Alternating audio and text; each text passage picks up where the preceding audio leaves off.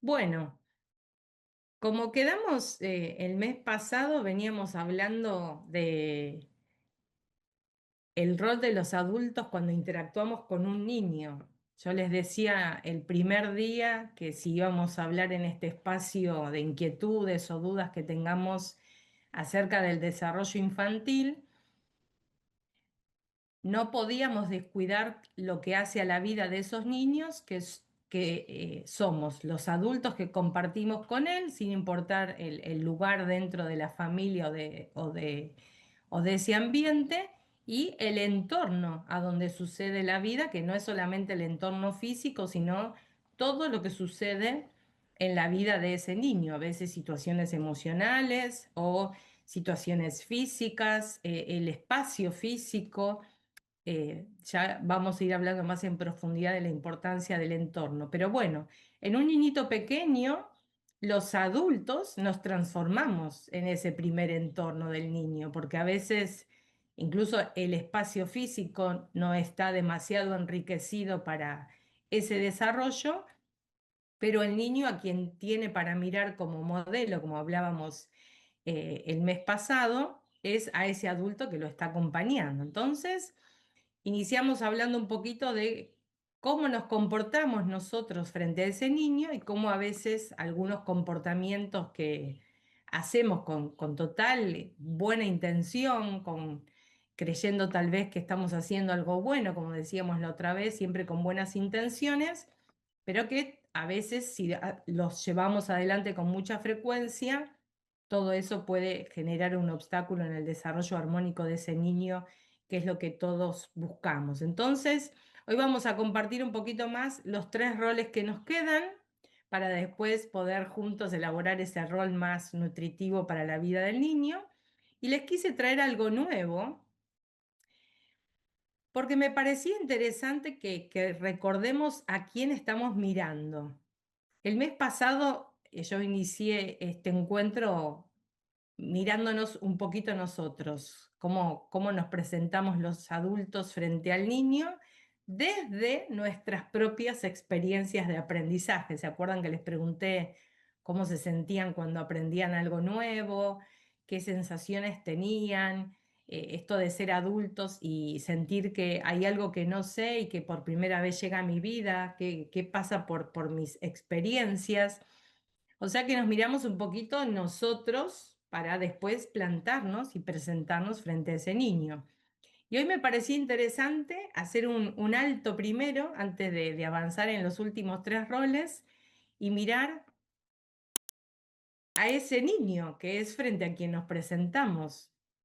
Entonces, les traigo esta pregunta, tal vez nunca se lo preguntaron, pero en la clínica pediátrica es algo que yo me he preguntado muchas veces cuando recibo un niño por primera vez y empiezo a conocer a la familia, al entorno que lo acompaña, y muchas veces me pregunto si ese adulto que está con ese niño ahí se ha preguntado alguna vez, bueno, ¿qué sucede puertas hacia adentro? En la vida de ese niño. Entonces, les traigo aquí estas preguntas, tal vez nunca se la hicieron, pero la abro aquí. Bueno, ¿con quién interactuamos cuando estamos frente a un niño? ¿A quiénes vemos cuando miramos un niño? No sé si alguna vez se lo preguntaron de decir, bueno, a mi niño le cuesta hacer esta actividad o esto aún no lo ha logrado o le observo esta fortaleza. Pero alguna vez se han preguntado quién es ese niño que ustedes están mirando. Totalmente, a mí me pasa mucho y también me pasa que yo digo, cuando a veces le presento algo nuevo, ¿qué estará pensando? ¿Qué le llamará más la atención? Me pasa mucho como con los pensamientos, que a veces me pregunto cómo pensarán, los sueños también, a veces yo me pregunto qué sueños él tendrá cuando duerme y todo eso. Qué lindo, me encanta, exacto, poder salirse de esa fortaleza o esa debilidad, porque a veces es como llega el niño a nuestros espacios, el papá te cuenta sus fortalezas o sus debilidades y muchas veces más sus debilidades que sus fortalezas. Y yo me pregunto si, bueno, si podemos mirar un poquito más allá. Vane, ¿ibas a decir algo? No, no, iba a compartir lo que Denise había dicho, que es lo que uno a veces se pregunta, pero por ahí lo que quería agregar es que a veces uno se olvida que está interactuando con un niño y por ahí trata de, sin darse cuenta de tratarlo como un adulto, ¿no? O sea, lo hablo desde mi caso, que uno por ahí no se da cuenta que está tratando con un niño y es como que te olvidas y tratás a todos por igual. Sí, así, Pero sí, comparto lo que dijo Denise. sí, así es. Exacto, durante mucho tiempo a los niños se los miraba como pequeños adultos y eso, gracias a Dios, después se fue como desterrando y desplazando de la práctica educativa y de la práctica sanitaria también, porque los niños son niños, no son adultos pequeños ni adultos en miniatura. Entonces, la idea de reflexionar cuando nos presentamos frente a ese niño en esto de qué hacemos frente a él, a veces tiene mucho que ver con esto, con que nos olvidamos qué está sucediendo puertas hacia adentro de la vida de ese niño. Y hoy les traje un poquito estas palabras de Dr. Bruce Lipton con las que resueno muchísimo, que nos recuerda que los niños son meditadores innatos, dice él. Vamos a bajar esto un poquito a la práctica. Él nos recuerda que nuestro cerebro, cuando miramos así, si hiciéramos ese viaje interior hacia nuestro cerebro, ese cerebro es un órgano bioquímico y bioeléctrico. Esto quiere decir que está en permanente actividad. A veces notamos, esto se hace más evidente y lo notamos en la clínica pediátrica, cuando los papás nos cuentan que el niño tiene algún desorden del sueño o que hay alguna inquietud sensorial. Bueno, empezamos a mirar un poquito qué sucede ahí, puertas hacia adentro, qué puede haber tal vez orgánico o funcional, como transformándose en un obstáculo en esa interacción o en esas habilidades. Y él dice entonces que el cerebro humano es este órgano bioquímico y eléctrico que está en permanente actividad.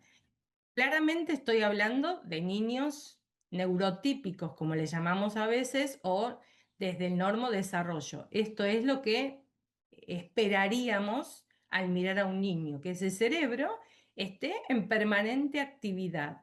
Y esa actividad va a complejizarse en mayor o en menor medida gracias a las oportunidades que nosotros le demos en esa rutina de interacción. Entonces, nos recuerda esto, me encanta traer esto porque nos hace recordar a quién estamos mirando. Y él dice que, esto gracias a las investigaciones, sabemos que cuando miramos esa actividad, si nos introdujéramos como en un viaje dentro de nuestro cerebro, hay 5 principales ondas cerebrales que son movimientos, actividad de conexión, porque así como nosotros hablamos de la interacción entre las personas, dentro de nuestro organismo físico hay un montón de otras conexiones, otros tipos de comunicación. Entonces, como resultado de esta actividad, él dice que, y muchos estudios lo han demostrado, que podemos reconocer 5 principales ondas cerebrales, que estas ondas se van a ir desarrollando a lo largo de la vida y las relacionamos en la vida práctica, porque uno puede decir, bueno, yo esas ondas no las puedo ver. ¿Cómo las materializamos en nuestra vida práctica? A través de lo que conocemos como estas distintas actividades que les pongo aquí. Pensemos primero en la vida de un niño que ha llegado a la vida, desde el nacimiento hasta los 2 años. Miren cuáles son las ondas cerebrales que predominan en la vida de ese niño, aún en estado de vigilia, o sea, cuando estamos despiertos.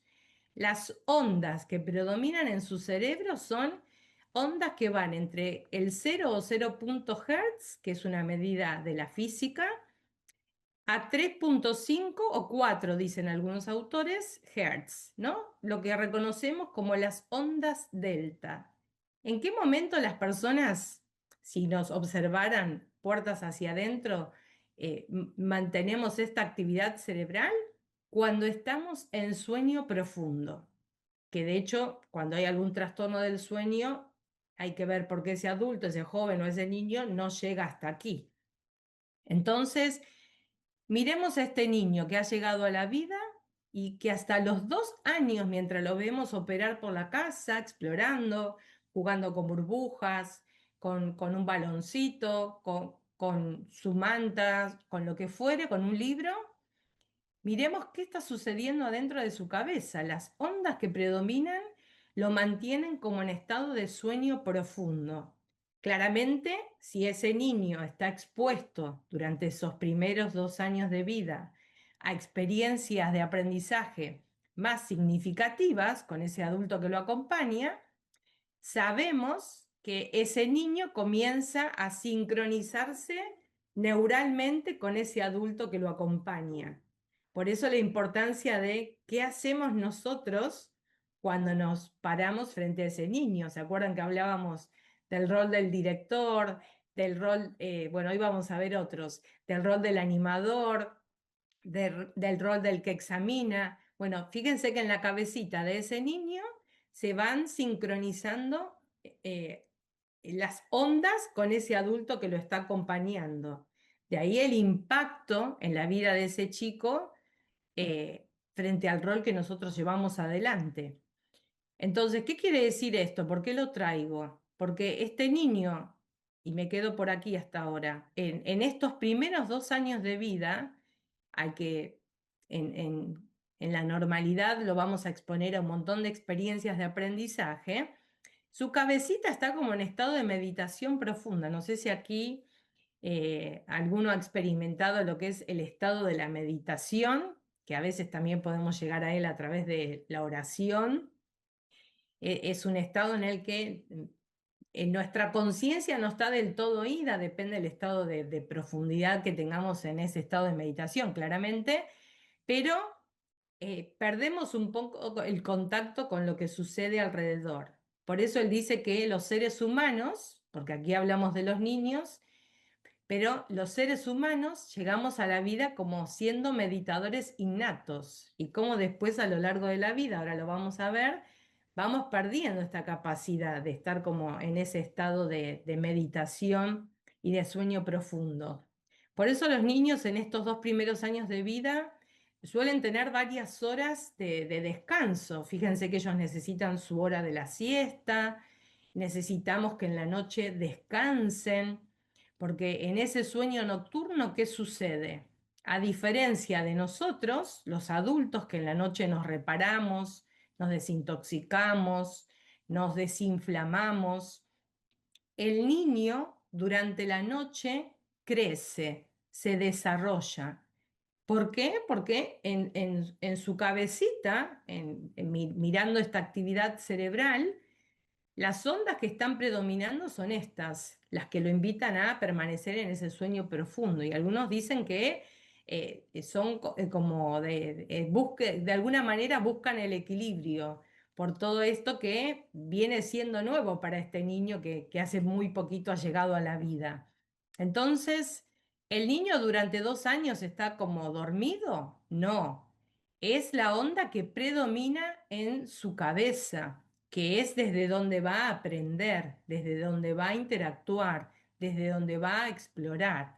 Pero esas ondas claramente se van a ir complejizando y desarrollando hacia las que vamos a ver ahora, que alcanzamos en la adultez, gracias a las oportunidades que nosotros le demos. Por eso después lo vamos a recordar la importancia de estos, sobre todo, algunos dicen estos primeros 1000 días desde el momento de la concepción, pero sabemos que en la niñez hasta los 7 años hay muchísima actividad de organización y aprendizaje, e incluso hay sistemas que terminan de madurar entre los 25 y los 30 años, así que imagínense todo lo que todavía ese niño tiene por alcanzar.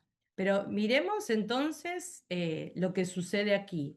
Entre los 0 y los 2 años, cuando interactuamos con ese niño, su cabecita permanece en ese estado. A veces yo les traigo a la conciencia mientras hacemos una actividad para que ese papá o ese adulto que está acompañando caiga en la cuenta de esto, porque el niño no está listo para mirar una enciclopedia o que le lean una historia como si tuviera 9 años. Su cabecita no está preparada para ese tipo de información, porque miren el estado en el que se desenvuelve predominantemente en el día, como de sueño profundo, como si estuviera caminando en meditación por esos ambientes. Y tendrá sus picos con otros tipos de actividades y de ondas cuando nosotros nos sentemos o le permitamos explorar solito algún tipo de objeto o le permitamos algún tipo de juego o exploración. Pero miren de qué estamos hablando en estos primeros 2 años de la vida, lo que sucede en su cerebro. Entre los 2 y los 6 años, esas ondas, gracias a las oportunidades que le vamos dando, comienzan a complejizarse, porque el niño empieza a explorar, a tocar, a darse cuenta de las texturas, que esto es rígido, esto es suave, o esto es amargo, esto es dulce. Se empiezan a dar cuenta qué les gusta y qué no, o qué los incomoda y qué no, como yo les decía la otra vez. Esto nos permite observar, bueno, si el niño reacciona frente a algún estímulo, a veces jugamos con algún instrumento musical, yo se lo he contado a los papás en las terapias, y nos damos cuenta que el instrumento musical lo incomoda al niño y el niño tapa sus oídos porque nos damos cuenta que tal vez la estridencia del sonido lo desajustó. Entonces nos vamos dando cuenta en el permitirle esa exploración y al interactuar con él, que empieza a gustarle, a incomodarle, a fastidiarle o a generarle algún otro tipo de reacción más disruptiva. Con estas oportunidades le permitimos a su cerebro empezar a aumentar la actividad. Y aquí estas ondas que empiezan a complejizarse ya aumentan su velocidad, no tanto su amplitud, porque ante menor velocidad, mayor amplitud. Pero no importa, eso no es algo que a nosotros nos interese ahora, es un simple detalle. Pero entre los 2 y los 6 años, si tomáramos una foto, vemos que las ondas ya comienzan a diferenciarse. Ya tenemos ondas entre 3,5 o 4 Hz a 8 Hz, que son las ondas que conocemos como ondas teta. ¿Y estas ondas con qué coinciden? Las personas las desarrollamos, nosotros también, cuando permanecemos tal vez en alguna actividad que implique crear cosas o cuando nos trasladamos un poquito con nuestras cabezas a visualizar o a imaginar cosas. Esto, ¿cómo lo vemos en la vida de un niño? Cuando tal vez toma un lápiz que se encontró y hace porque tal vez asoció que ese lápiz le recordó al avión, que reconoció que tal vez ni sabe que se llama avión, pero vio un objeto que volaba y pudo transportar ese conocimiento a otro. Entonces ahí empezamos a ver la presencia del símbolo, cómo hubo una cosa que le representó otra, que aunque aquí en este ambiente no está, la trae. O nos pasa a nosotros a veces cuando decimos, uy, esto me recuerda a cuando estuvimos en la casa de, o este olor me recuerda a, nos vamos transportando. ¿Y qué está sucediendo en nuestro cerebro si tomáramos una foto? Ondas teta, que son las que nos permiten imaginar, crear, construir, que coincide con estos años. ¿Esto se da naturalmente? Sí, esperaríamos que se dé, como les dije al inicio, desde el normal desarrollo de la vida de un niño. Sin embargo, a veces no sale tan naturalmente o no es tan naturalmente accesible para ese niño por alguna razón, por alguna patología, alguna enfermedad crónica. Entonces es nuestra oportunidad para ir a buscarlo. De ahí la importancia de lo que hacemos frente a ese niño, recordando que nosotros le estamos enviando información. ¿Vieron cuando le queremos pasar hoy en día que los dispositivos electrónicos nos permiten desde el Bluetooth enviarnos información de dispositivo a dispositivo? Bueno, los dispositivos replican cosas que se han descubierto en el cuerpo humano. Y desde hace mucho tiempo sabemos que las personas cuando estamos frente a frente, incluso a distancia, intercambiamos información. Esto en la vida de un adulto y un niño es lo que llamamos la sincronicidad neural. Ese papá, cuando hablábamos el otro día del juego paralelo, que yo les decía, bueno, el niño no puede tal vez soplar las burbujas todavía, pop, pop, pop, pero yo lo hago desde aquí, desde el juego paralelo, y desde mis neuronas espejo le estoy enviando información. Estoy preparando su cerebro para ir a buscar esas redes de conexión, esas redes neuronales, que lo inviten, tal vez no hoy, pero tal vez mañana la mamá me cuenta, me ha pasado miles de veces esto, Paula, estábamos jugando con las burbujas y el niño por primera vez comenzó a explotar las burbujas. ¿Por qué? Porque hubo alguien que como espejo se lo mostró. ¿Él lo hizo en ese momento? No, no lo hizo, pero su información quedó grabada gracias a esa sincronicidad neural que le hemos enviado. Entonces, miren lo importante de tener en cuenta qué está sucediendo por dentro, porque aún lo que no se dé, lo vamos a tratar de ir a buscar. ¿Vamos bien hasta aquí o es muy teórico? Bueno, hola Mica, te vi ingresar. Bien, bien. Ahora en un ratito nos saludamos. ¿Cómo Eh, están? Sí, vamos eh, bien, vamos bien. ¿Vamos bien? Bueno, cualquier cosa me interrumpen, pero me parecía interesante, el otro día habíamos hablado un poco de cómo nos comportábamos los adultos o cómo aprendemos los adultos, que ya hemos hecho un largo camino más allá de nuestras edades. Me parecía interesante antes de terminar este proceso de los roles, de recordar a quién miramos cuando estamos mirando a un niño y qué sucede allí en ese viaje interior en su cerebro. Bueno, entre los 6 y los 12 años, ustedes vayan pensando en esos niños que conocen o que tienen en la casa, cuando los ven actuar, eh, van a recordar después cómo funcionan.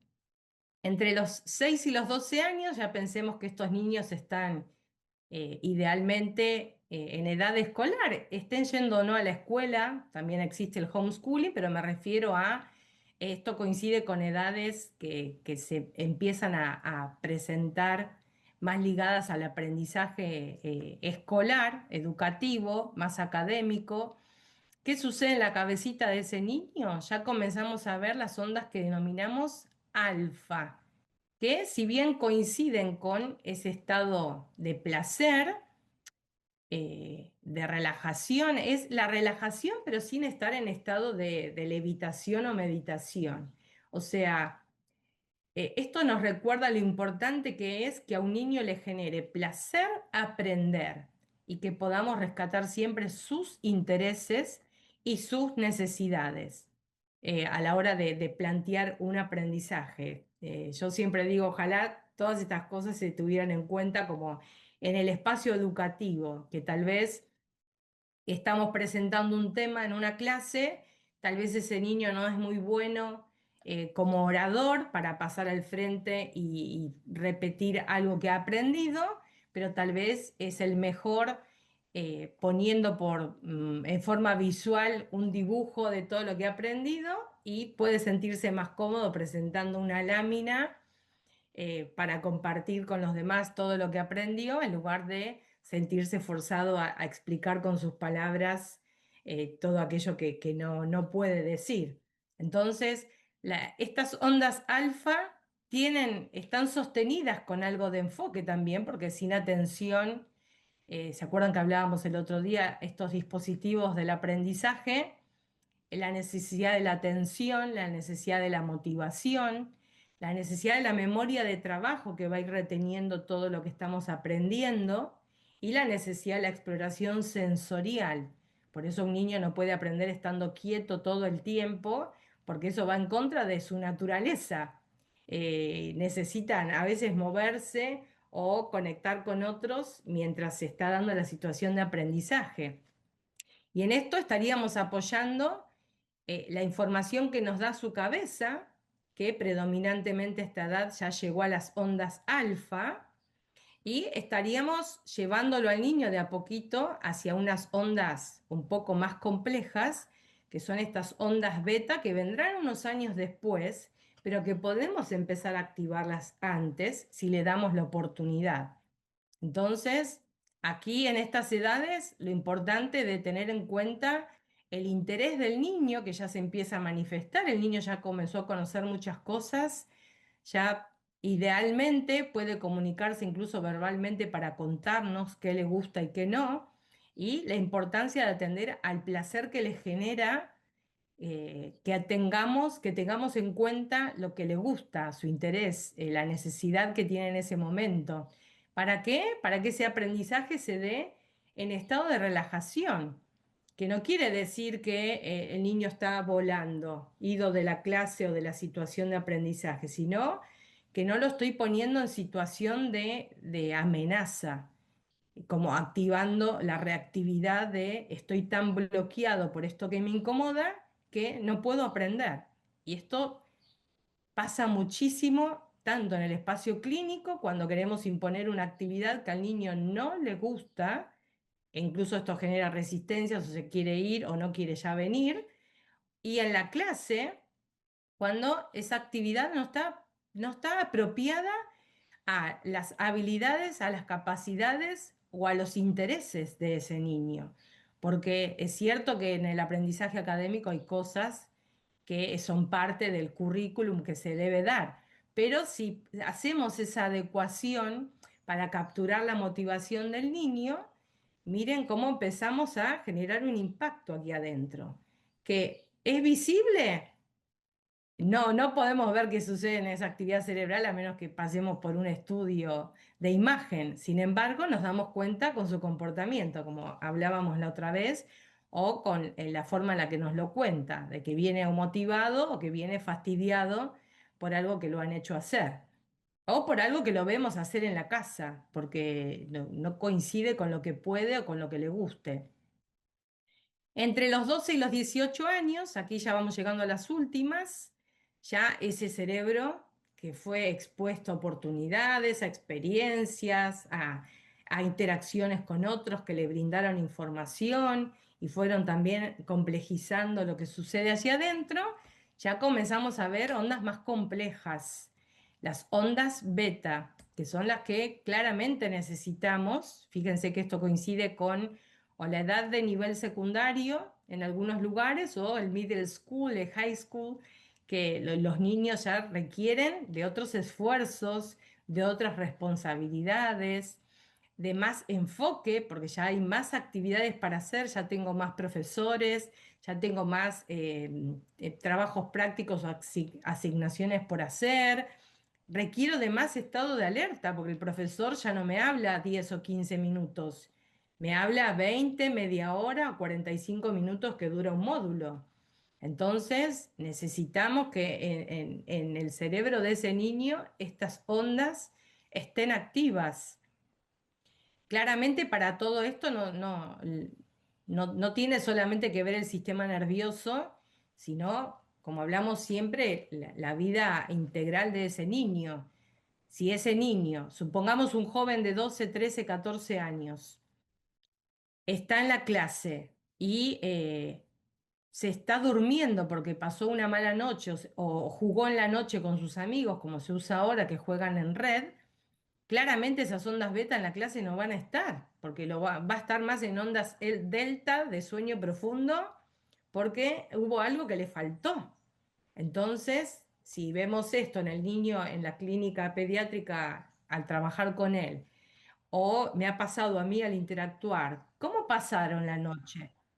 Porque me doy cuenta que ese niño no está funcionando como debería. Y ahí te cuentan, no, pasamos una mala noche, estuvo con temperatura, o no estuvimos en la casa. Entonces uno empieza a detectar que sucedieron otras cosas que rompieron esta actividad. Entonces, miren lo importante de ver todo lo que está sucediendo en todo eso que podemos decir que no vemos, pero si prestamos atención, sí vemos, porque vemos signos físicos a veces incluso o emocionales, porque un niño está irritado, porque está angustiado, de que algo sucedió. Y bueno, y aquí llegamos a las últimas, que son las que debiéramos también ya tener nosotros, que son las ondas gamma, que están entre 35 o 40 y 200 Hz, que son las que nos hablan de, bueno, nuestro cerebro ya está listo para operar en su rendimiento máximo, porque ha alcanzado estas ondas que ya tienen tanta actividad y ya a estas alturas hemos aprendido muchas cosas. Esto quiere decir que, no sé si han visto alguna vez eh, esa especie de arbolitos que comienzan a armarse cuando las neuronas, que son las células de nuestro sistema nervioso, comienzan a entrar en relación con las otras. Primero al generar conocimiento nuevo, cuando algo lo aprendemos por primera vez, trata de buscar como a qué se parece para ver si genera alguna conexión con otra, y si es algo que ya conoce, este color rojo, ya conozco el azul, y comienza a asociar como en redes, ¿no? Y ahí son esos arbolitos que vemos a veces de nuestras neuronas creando conexión con los demás. A estas alturas, ya cruzando los 18 años, se esperaría que hubiéramos tenido muchas experiencias significativas de aprendizaje que nos hayan traído hasta aquí, con muchas redes en nuestro cerebro que nos permitan alcanzar el rendimiento máximo para aprender. Pero miren qué importante es tener en cuenta no solamente lo que sucede a medida que vamos creciendo y nos vamos desarrollando en la cabeza de ese niño, en ese cerebro que está en constante aprendizaje, como les decía el mes pasado, y cómo nosotros, que vamos a ser aquellos adultos que nos crucemos con el niño, con el joven, cómo nosotros vamos a impactar en ese cerebro también, porque le vamos a estar también enviando información. De ahí lo importante de reconocernos nosotros, importante cuando interactuamos, y de reconocer por qué no es lo mismo que un niño interactúe por horas con un dispositivo que con un ser humano, porque se va a estar perdiendo de toda esta información. Así que bueno, como síntesis en este caminito que hicimos para recordar ahora cuando veamos estos roles que nos faltan, a quién miramos cuando miramos a ese niño, recordar de que esta arquitectura cerebral, el doctor Lipton dice que somos ingenieros genéticos, que en esto que en todas las experiencias a las que nos exponemos todos los días, nosotros mismos y junto a los otros con los que entramos en conexión, vamos modificando esa arquitectura cerebral. Por eso él dice que modificamos incluso hasta información de nuestro ADN. Y que todo esto se diseña desde el momento de la concepción. Miren lo importante que es que una mamá incluso que está con el anhelo de traer a la vida a un niño, recordar cómo empieza a preparar también desde su vientre el cerebro y la arquitectura de este niño, la arquitectura cerebral de este niño. Lo que les decía antes, la importancia de estos primeros 1000 días de la vida de un niño, que se consideran desde el momento de la concepción, pero que en la infancia lo extendemos hasta los 7 años prácticamente, porque son esas ventanas de oportunidades. El niño está listo para aprender todo aquello que querramos proponerle, porque ha venido con todas esas capacidades. Aún en la patología podemos ir a buscar algunas cosas. Entonces, ya con el solo hecho de creer en él y de creerlo capaz, ya generamos una gran diferencia. Y miren cuántas conexiones se generan por segundo. Más de 1 millón de neuroconexiones durante los primeros años de vida. O sea, nuestro cerebro no para.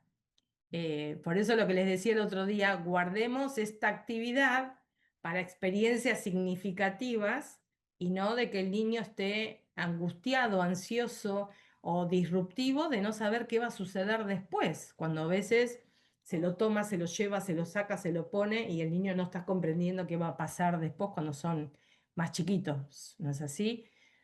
Pero bueno, tener presente todo lo que sucede y que todas estas experiencias, aún las que comienzan en el vientre materno, van a quedar guardadas en esa memoria celular.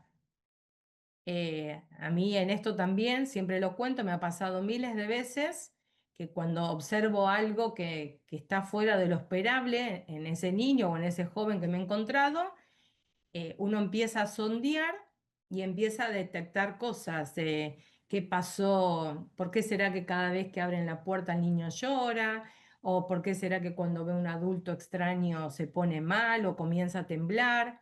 Y a veces con esa pregunta me he llevado más de una sorpresa de que los papás cuenten, sí, cuando estaba embarazada tuve un episodio de robo o de secuestro o de maltrato y cómo todas esas experiencias quedan guardadas ahí en esa memoria celular que después tendremos que ir a de a poquito ir liberando. Pero bueno, me parecía interesante que no nos olvidemos cuando interactuamos con el niño de recordar qué está sucediendo aquí, ¿verdad? En su cerebro, en ese que le va a permitir desde ahí ir a mirar la vida y todas las situaciones de aprendizaje que le propongamos.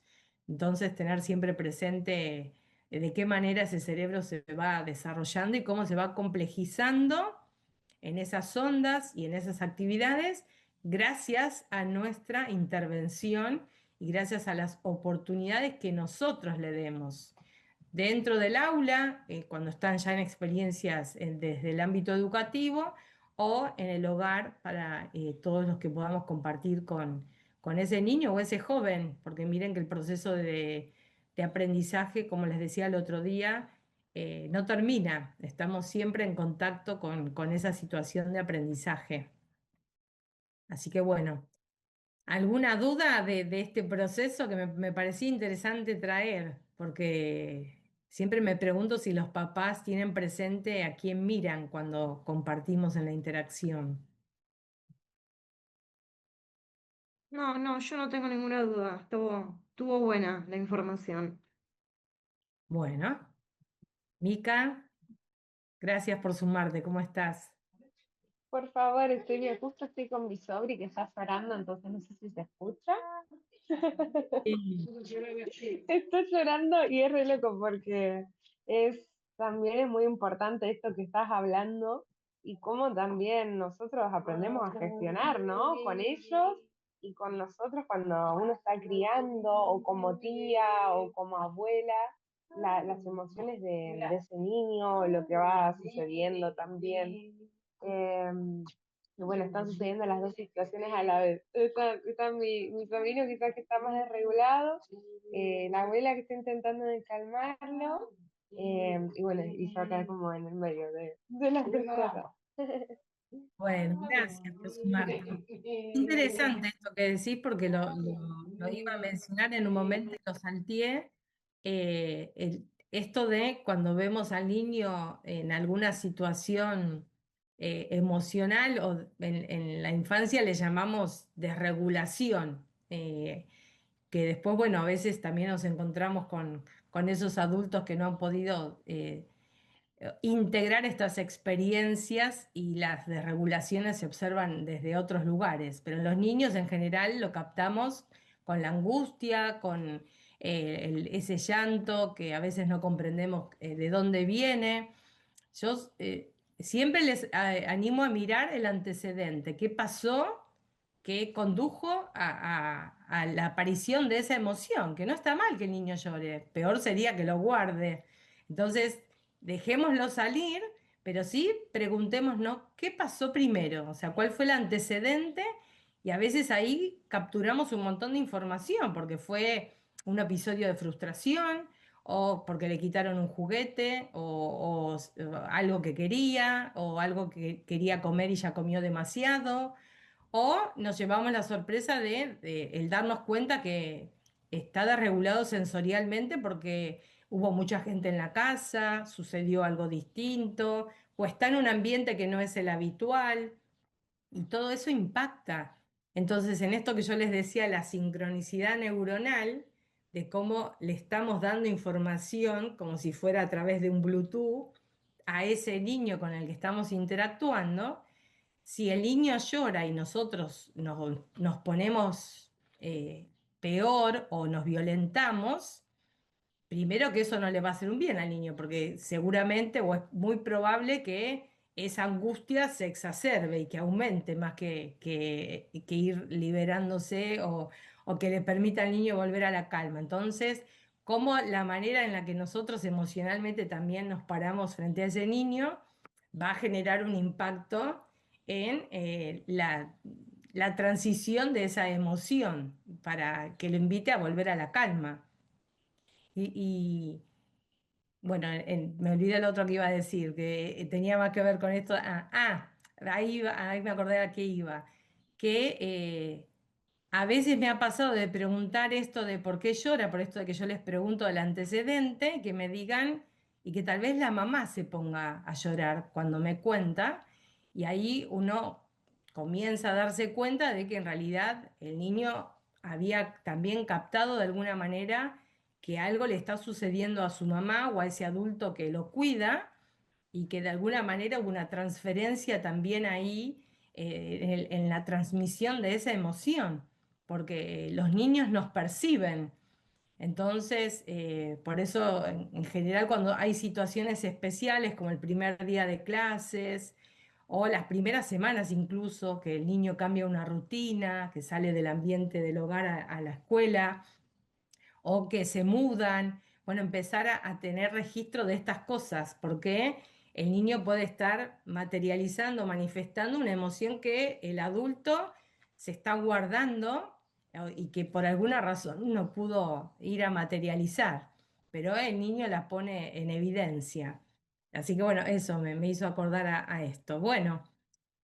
Veníamos desde el mes pasado compartiendo estos roles que yo les decía que gracias al modelo Hanen, que nos ayuda a mejorar las interacciones con los niños y a mirarnos a nosotros los adultos, habíamos podido capturar algunos patrones que se repiten frente a la manera en la que nos relacionamos con los niños. El mes pasado hablamos de tres, hablamos de qué sucede cuando nos mostramos todo el tiempo como directores, qué sucede cuando nos mostramos todo el tiempo como examinadores de resultados y qué sucede cuando nos mostramos como animadores, como de un espectáculo, ¿no? Buscando todo el tiempo cosas en el niño que tal vez ni siquiera necesita.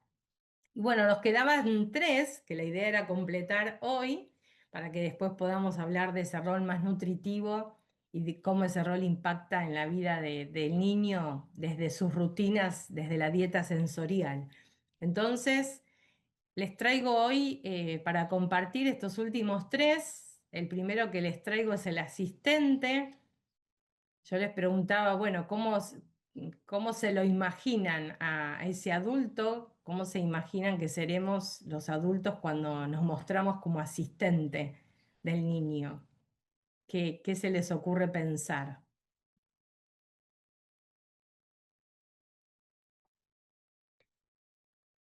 Calculo que es como la persona que está en todo momento atrás del niño, viendo qué necesita o en qué lo puede ayudar. Sí, exacto, tiene mucho que ver con eso. Mica, no, estás muteada. Perdón. Digo, quizás esto de estar atenta a las necesidades que van surgiendo, como un rol más de, no sé, acompañante. Me llama mucho la atención la imagen que hay de la mamá como ahí sosteniendo, ¿no? Como ahí en la pileta, hay como que el nene está nadando y está como hay una mujer ahí, ¿viste? Como sosteniendo. Entonces me da más por ese lado, de estar pendiente quizás de las necesidades. Ahora no sé si es por demás o qué, no sé cómo será, depende. Sí, bueno, es un poco así. Los aportes de las dos trajeron algo bueno y algo que van a ver que si lo hacemos todo el tiempo no es tan bueno. En estas dos imágenes estaba un poco esto que ustedes dicen, acompañar, asistir, atender a la necesidad. de cada rol siempre vamos sacando lo bueno que tiene ese rol, porque todos los roles son parte de nuestra personalidad, de nuestro ser humano y tienen algo bueno. El tema era que en esta compartida que yo les traía es qué sucede si todo el tiempo nos mostramos así, como más que propiciar oportunidades de aprendizaje, como nos terminamos transformando en obstáculos de ese aprendizaje. Entonces, el asistente, como bien dice, como puse aquí la imagen, como que está atento a lo que necesita el niño, eso es algo bueno, atender a su necesidad, pero este rol aparece mucho, lo voy a plantear primero desde el lado que no ayuda demasiado. Lo vemos mucho en la clínica cuando el niño todavía no ha despertado algunas capacidades, sean físicas, motoras, sensoriales o comunicativos lingüísticas. Entonces es como que el papá en son de asistir pareciera que se va como adelantando, porque claro, el niño no puede, ¿no? Entonces toma acción incluso antes de que el niño lo haga. Obviamente, como decíamos el otro día y hoy lo vuelvo a repetir, siempre actuamos desde la buena intención y incluso yo decía, con el nivel de conciencia que tenemos en ese momento, con las herramientas que hoy como papá, como mamá, como tía, como abuelo, sé y conozco, porque creo que esto que hago está bien hacer. Que no siempre es así porque gracias a los avances de nuestras preguntas a lo largo de la vida, vamos descubriendo cosas que son más positivas para el desarrollo de los niños. Pero en general surgen de la buena intención. El papá no sabe que haciendo eso tal vez le corta oportunidades, pero se adelantan, toman acción, manejan el momento del juego, porque como el niño tal vez todavía no sabe tomar bloques y encastrar o comenzar a crear, el padre toma el control del juego anticipándose y tal vez sin dejar que el niño explore un rato a ver de qué se trata ese bloque, que no es lo mismo, no es lo mismo el de plástico que el de madera, que el magnético, porque todos operan con esquemas de acción diferentes. Entonces, en lo verbal responden incluso antes de que el niño responda o cantan la canción antes. Uno deja, a veces usamos una técnica de dejar el espacio para que el niño complete y en esa espera, como tal vez el papá no tolera esperar, lo hace sin darle ese lugar, ocupando el espacio del niño. Entonces es como en esto de querer asistir, porque el niño todavía no puede, invaden de alguna manera, ¿verdad? Entonces, ¿qué sucede aquí? Que es lo que yo siempre pongo como advertencia. El niño no tiene oportunidades para interactuar y explorar porque hay alguien que lo está haciendo antes incluso que se le presente la oportunidad.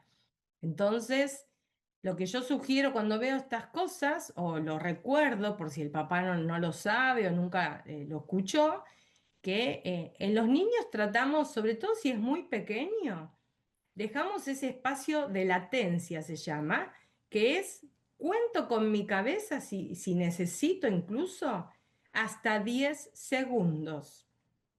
Cuento, o sea, pongo un bloque o canto una canción y espero a ver si el niño completa la parte que falta o emite el sonido del animal que estoy haciendo, o si estoy tocando un instrumento y quiero que replique, espero esos 10 segundos, porque en esto que veíamos de la actividad cerebral, fíjense que si el niño estuviera entre 0 a 2 años, ¿cuál es la onda que predomina? La onda de sueño profundo. Ese niño está todavía necesitando ir a buscar esa información. ¿Qué es lo que tengo que hacer? Ah, tocar el tambor. Ah, tocar la campanita. O sea, replicar lo que me estás mostrando porque aprendo algo nuevo. Bueno, dejar ese espacio de hasta 10 segundos, que es lo que puede tardar en esa actividad cerebral nuestro cerebro para ir a buscar a veces la información y venir y ejecutarla. Y a veces el mismo papá se lleva la sorpresa de decir, Ajá, o sea, tenía que esperar para en realidad darle la oportunidad que lo hiciera, pero no es que no lo podía hacer. Entonces, ¿qué rescatamos como bueno aquí? Lo que en algún sentido compartían ustedes, Vane, Mica, estar atento a la necesidad, porque de alguna manera el papá está involucrado en la situación. Eso es algo muy bueno. Van a ver que hay algunos roles que el papá no se involucra. Entonces aquí seguimos rescatando que el papá quiere ser parte, pero tal vez dentro de lo que hace no está del todo ayudando a ese niño a que pueda tener la oportunidad de apropiarse de eso que queremos que aprenda, porque en son de querer asistir, invade, actúa antes de tiempo, y tal vez, como les digo, esperando, se lleva la sorpresa de que el niño sí viene a buscar el bloque, de que no es que no le gusta, es que tal vez está esperando porque no, le molesta la textura o le resulta pesado o se asusta. Vieron que ahora hay bloques magnéticos. Me ha pasado que el niño se asuste cuando siente el clic, que se adhieren los bloques y de repente eso llama su atención.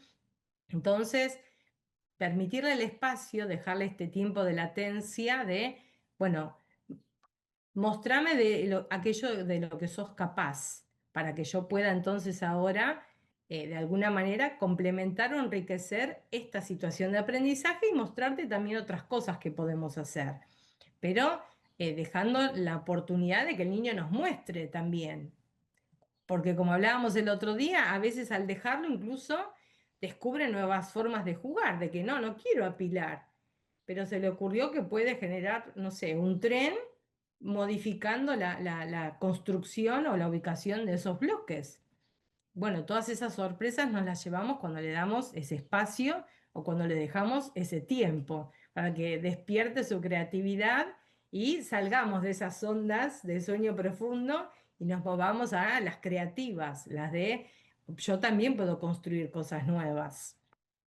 Entonces, bueno, este es un poco, nos quedamos con lo bueno de estar atento a la necesidad, de asistirlo, porque claramente a veces necesitamos intervenir, de si ya vemos en los intentos que el niño no puede, no está para nada mal, el niño no puede encajar en supongamos en un juego de encastre la pieza.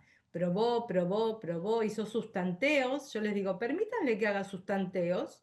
Los niños aprenden en esos tanteos que son actividad cerebral. El cerebro está buscando aprender cómo es el patrón para que encaje. Hasta que de repente, ups, por sorpresa entró. Entonces el niño ya le gustó y lo va a venir a repetir a ver si el otro también ingresa. Pero el otro es un triángulo, no ingresa en el círculo o no ingresa en el cuadrado. Va a tener que volver a repetir los tanteos. Bueno, como decíamos el otro día, zona de desarrollo próximo. Le doy el espacio para que opere y yo me quedo ahí. Después le puedo mostrar que, oh, mira, este es distinto y mostrarle que puede ingresar en otro lugar. Y le voy dando esa posibilidad de que él haga su intento. Y si no, tomo su manito, la asisto si es necesario. Hay controversias con esto, a veces con los terapeutas ocupacionales, los que están en contra y los que están a favor de asistir manualmente. En absoluto está malo que mostremos primero, a ver si el niño, por espejo, por neurona espejo, repite o replica lo que hemos mostrado como modelo y si de alguna manera necesita, porque requiere de esa asistencia física, brindamos la pista manual para que lo haga. Entonces, hay muchas cosas buenas de este asistente que claramente a veces necesitamos de ese adulto que esté al lado. Solamente mirar que demos el espacio primero y que no respondamos antes de tiempo, que le permitamos tomar acción, y que haga sus exploraciones primero. Y esto aplica para todas las edades, porque incluso niños más grandes ya con las habilidades digitales, por ejemplo, que se exponen a equipamientos electrónicos o nuevos dispositivos, bueno, dejar que el chico explore a ver si se da cuenta cómo lo va a usar, porque tal vez lo vio en sus hermanos más grandes o lo vio en la escuela y ahora quiere venir a replicarlo en la casa. Entonces, bueno, si vemos que necesita de la intervención, ahí se interviene. Pero siempre como en este equilibrio de estoy, pero sin invadirte y sin tomar acción antes de que lo hagas. ¿Sí? Bueno, tenemos uno más. El otro era el ejecutivo, que para quienes estuvieron el mes pasado, puede que les recuerde alguno de los roles que vimos la otra vez. ¿Qué les representa si yo les dijera que a veces nos comportamos así como en forma ejecutiva?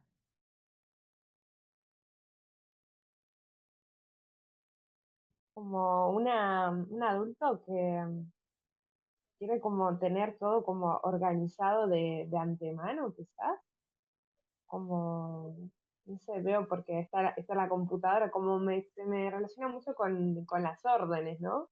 Como con el tema del orden, se me viene eso, por así decir. Sí, claramente hay mucho de eso. Mica se va ayudando por algunas pistas visuales que yo dejé. Sí, obvio.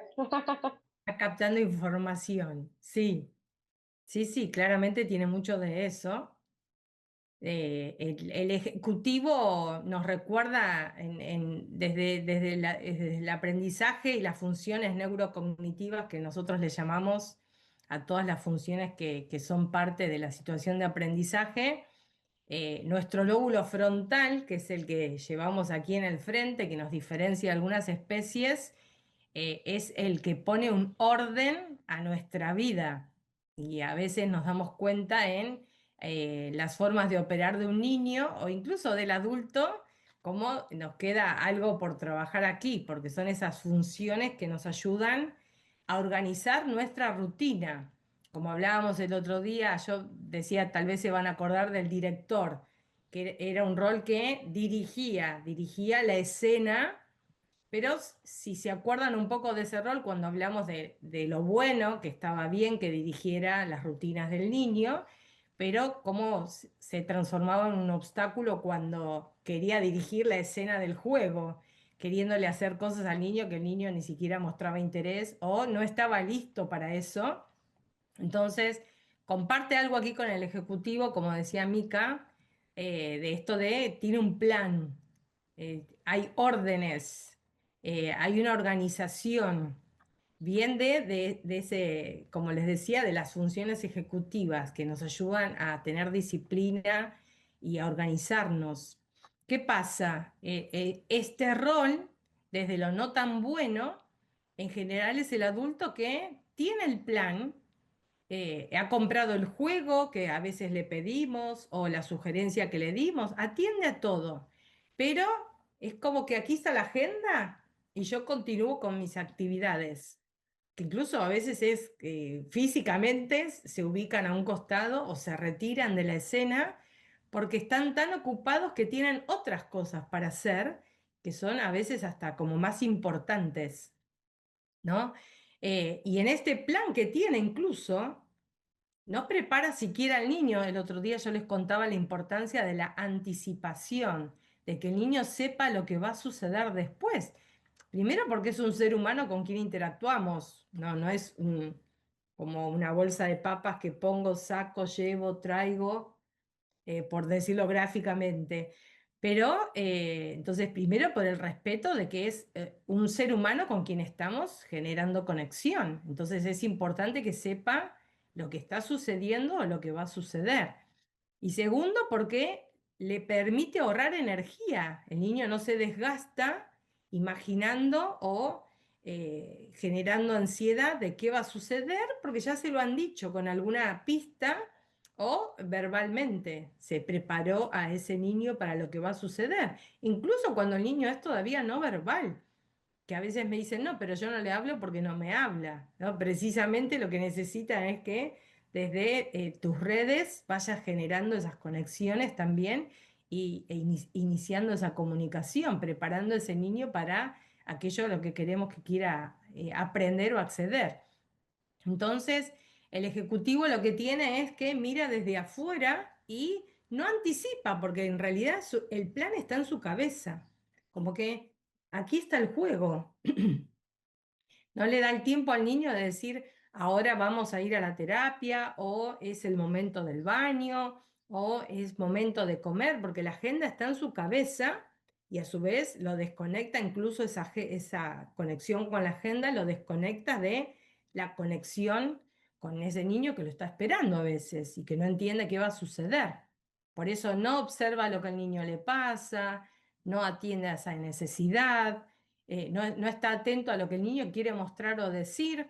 El otro día yo hablaba de esas interacciones sensibles, la necesidad de estar atento a las señales que el niño nos emite con todo su cuerpo y con todos sus cuerpos, mental, emocional, físico, etcétera.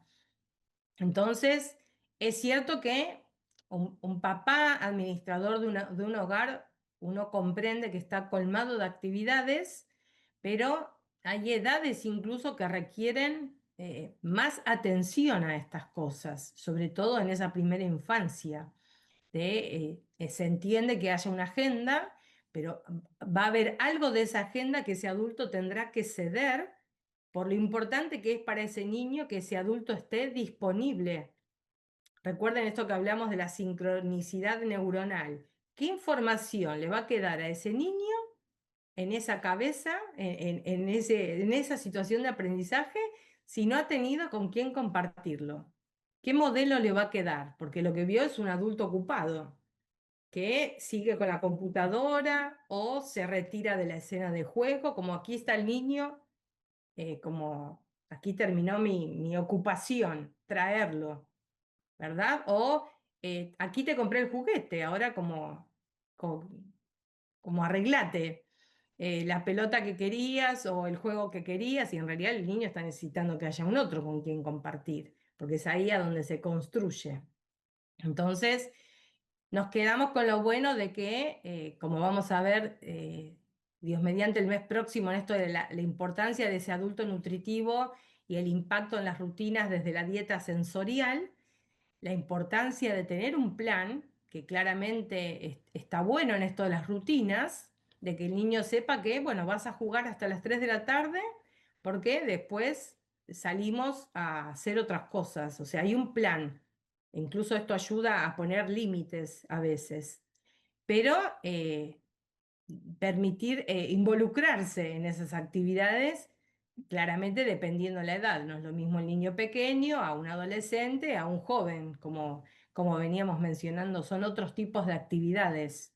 Pero la importancia, siempre recordar más allá de la edad, la importancia de la disponibilidad y la presencia, porque ese niño no va a encontrar esas cosas en otro lugar. Y en la era esta de los dispositivos, cuando ya son más grandes, la gravedad no está en el uso del dispositivo, sino cómo la presencia de la pantalla anula al adulto que lo acompaña. Entonces, ya de por sí vamos a competir con la presencia de la pantalla que va a retirar al adulto de la escena.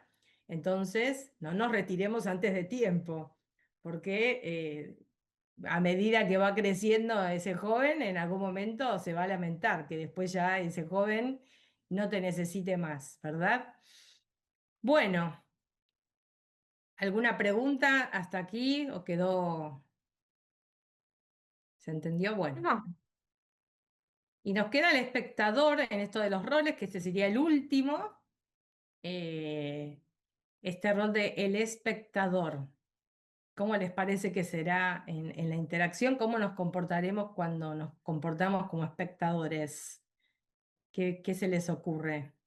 yo creo que es, no sé, es lo que entiendo, ¿no? Que como que por ahí es el padre que está todo el tiempo como mirando, pero no se, ¿cómo se dice?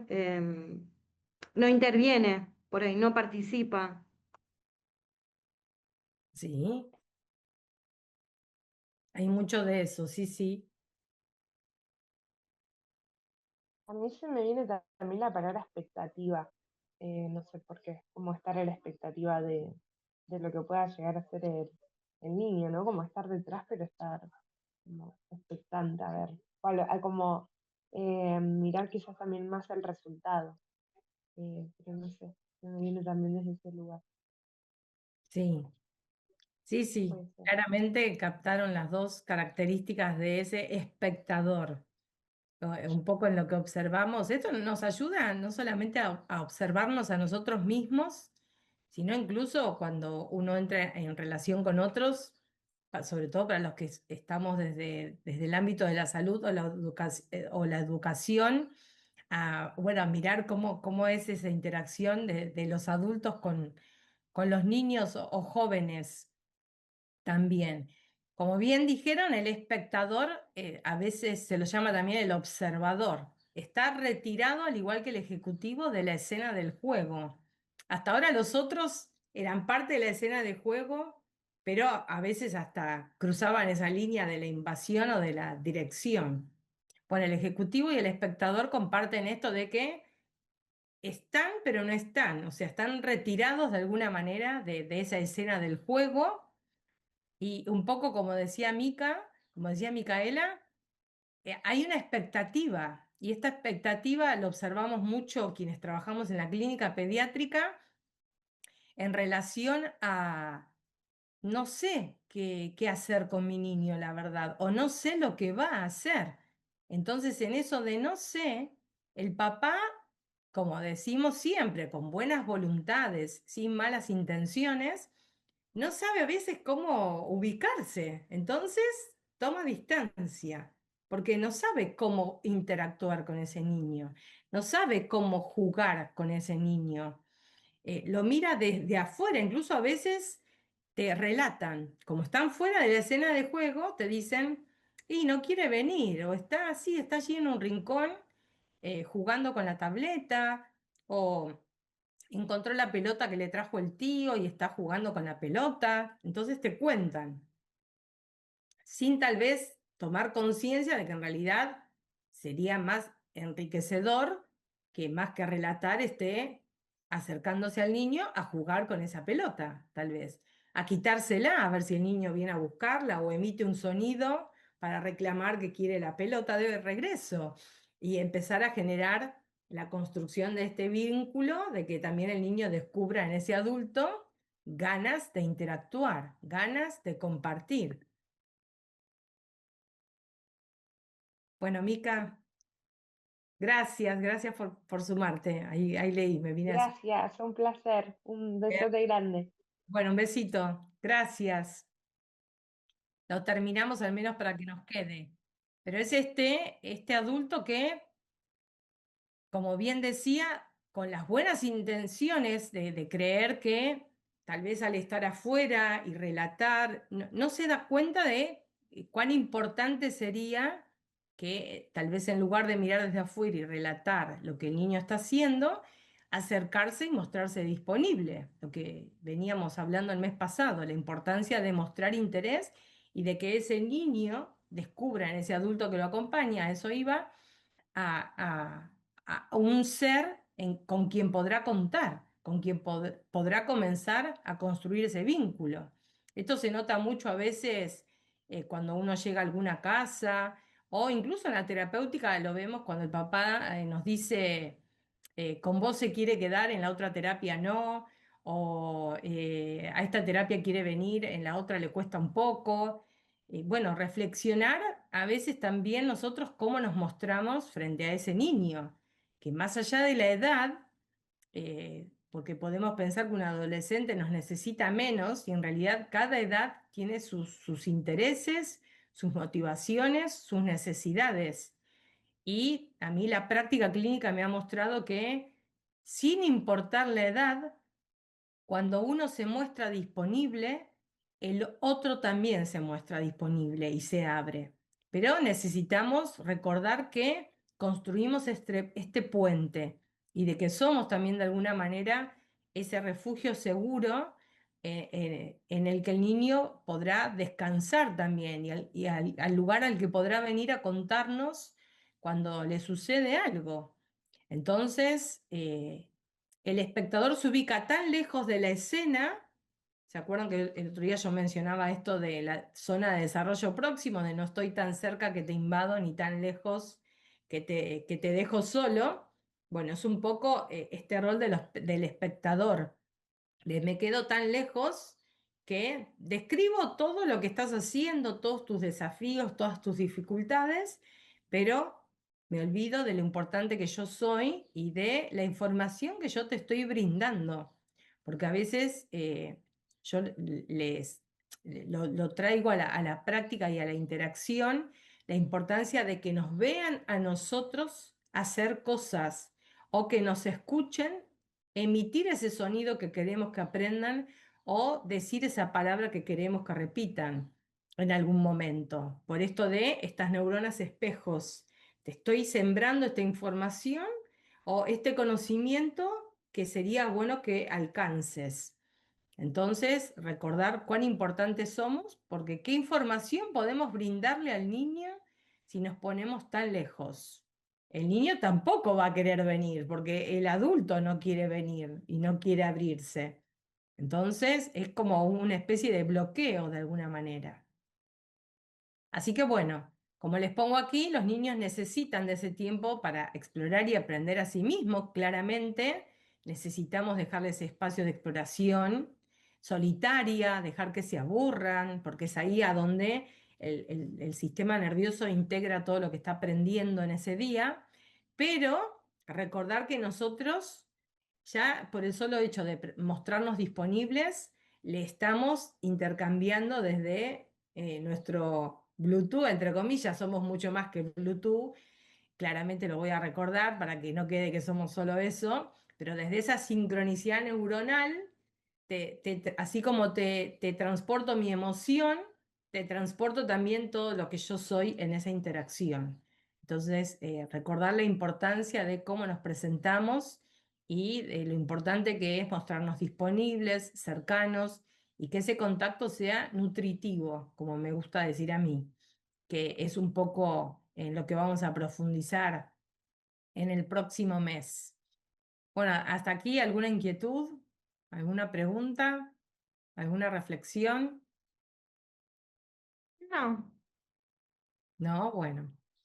Bueno, la idea es, en esto de poder mirarnos cómo nos presentamos, traer al recuerdo todas estas facetas o estos modelos desde los cuales nos podemos presentar y ir en busca de ese equilibrio, tratar de capturar de el rol que hemos visto en cada uno de estos, lo que nos dejan de bueno para tener en cuenta y atender a lo no tan bueno, de que si lo hacemos en forma frecuente, como decía el mes pasado, podemos encontrar un resultado muy diferente al que fuimos a buscar, que más que generar un vínculo y comenzar a construirlo o potenciarlo si ya es un adolescente o un joven y enriquecerlo desde otros lugares, terminamos generando separación o repudio a veces, ¿no? Porque ese adolescente, ese joven comienza a darse cuenta que ahí no encuentra lo que necesita,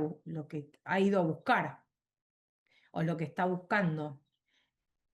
yo te quiero preguntar algo. Sí, Eh, por ahí, porque la verdad que, a ver, uno no nace con el librito de todos esto como para em, criar al niño, ¿no? Pero si uno, por ejemplo, no hizo, o sea, o se manejó de otra manera que no está buena, cuando el niño va creciendo por ahí que está entrando en la etapa de la adolescencia, y ya uno empieza como padre por ahí a ser más consciente de todo esto, ¿se puede revertir eso que uno ya siendo niño por ahí no sé, no participó con el niño? Porque no sé, yo mirando cada una de las que explicaste, creo que en algún momento de la vida uno pasa por todas, o sea, es como que en algún momento pasaste por todas esas etapas. Es como que un poco de cada una yo me sentí identificada. Entonces mi pregunta es, eh, cuando el niño está entrando en la etapa de la adolescencia, ¿uno está como a tiempo de modificar eso? claramente que sí. Todos los días tenemos la oportunidad de hacerlo mejor y como yo siempre le repito a los padres, porque a veces cuando uno plantea estas cosas, todo esto genera un montón de culpa, y la intención no es ir por ahí, porque como bien dijiste, y yo es algo que suelo repetir bastante, ustedes no tienen por qué saberlo esto, porque además se actúa desde el nivel de conciencia que tenemos, desde lo que sabemos, desde lo que conocemos, desde las formas que tenemos nosotros también de aprender, que creemos a veces que esa es la forma que debería aprender el niño y tal vez el niño aprende con otros estilos. Entonces se ponen en juego muchas cosas. Ahora, sin importar la edad que tenga ese niño, aquí el foco está puesto en los niños, porque hablamos del niño desde el momento de la llegada a la vida y su situación de aprendizaje y desarrollo. Pero esto aplica para toda la vida. Claramente, si hablamos de un joven con un adulto que no tuvo un solo adulto a su lado que ha estado disponible, tal vez no lo tuvo dentro del entorno familiar, pero es muy posible, me animo a decir, que lo haya encontrado en otro lugar. Porque para sobrevivir las personas necesitamos por lo menos tener una persona que nos ame y que nos devuelva alguna forma de amor. Entonces, puede suceder que haya sido tan dura la vida de ese adolescente o de ese joven que no ha podido encontrar roles más nutritivos, como vamos a ver la próxima, y su impacto en la rutina dentro de ese hogar, de ese patio interno, de ese entorno cercano, pero probablemente hubo un amigo o el papá o mamá de un amigo o un tío, incluso alguien que no vive dentro de ese entorno, pero está cerca de él, un maestro o un referente deportivo que se transformó en ese adulto disponible que es un refugio seguro para ese joven. Ahora, dentro de la casa, que es a donde volvemos siempre, ¿no? A nuestro entorno cercano, en tanto y en cuanto uno tenga la intención de mostrarse disponible, eh, y el otro te vea disponible y te descubra disponible, el vínculo puede comenzar a reconstruirse. Claramente para construir un vínculo tiene que haber dos partes interesadas, por eso es un vínculo, porque el puente puede estar ahí, pero yo no lo quiero cruzar. Entonces, en la construcción de ese vínculo necesitamos dos. Entonces yo tengo que tener la intención y de tu parte necesito encontrar la intención y la disponibilidad también. Pero si las dos personas están dispuestas a reconstruir incluso lo que se ha perdido, o como bien decías, hay mamás que dicen, bueno, yo hasta aquí no me tocó estar en la casa. De todas maneras, ese niño probablemente tuvo otras redes de crianza que seguramente fueron importantes también para él o para ella, que lo hicieron llegar hasta ahí. Pero desde el momento en el que ese adulto recibe la información y comienza a atender a lo importante que es estar presente para ese niño, disponible como decimos, claramente uno puede empezar a reconstruir de a poco, siempre dependiendo la edad, atendiendo primero a sus intereses.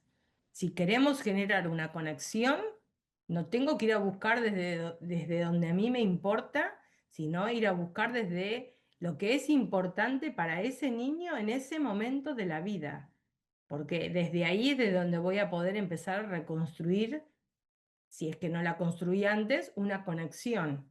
El niño va a decir, ah, a mamá también, a mamá le interesa que a mí me guste, no sé, aprender sobre el espacio, o le interesa que a mí me guste, no sé, crear dibujos digitales. Entonces, desde ahí empezamos a mostrar interés y eh, el amor siempre nos gana la vida en realidad. Cuando el otro descubre que para esa persona somos importantes, eh, eso desbloquea todo, al menos desde mi experiencia eh, ha sido así.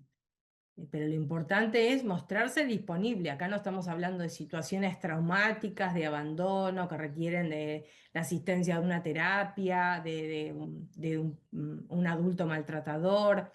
Ahí estas son otras cosas. Ahí ya hay roles patológicos que requieren de la intervención profesional tanto para el adulto como para el niño o el joven si ya creció, ¿verdad? Pero aquí no estamos hablando de roles patológicos, aquí estamos hablando de roles funcionales, roles que, como bien dijiste, naturalmente las personas ocupamos, llevamos adelante, sin saber que si todo el tiempo nos mostramos así, no vamos a estar encontrando el resultado que buscamos.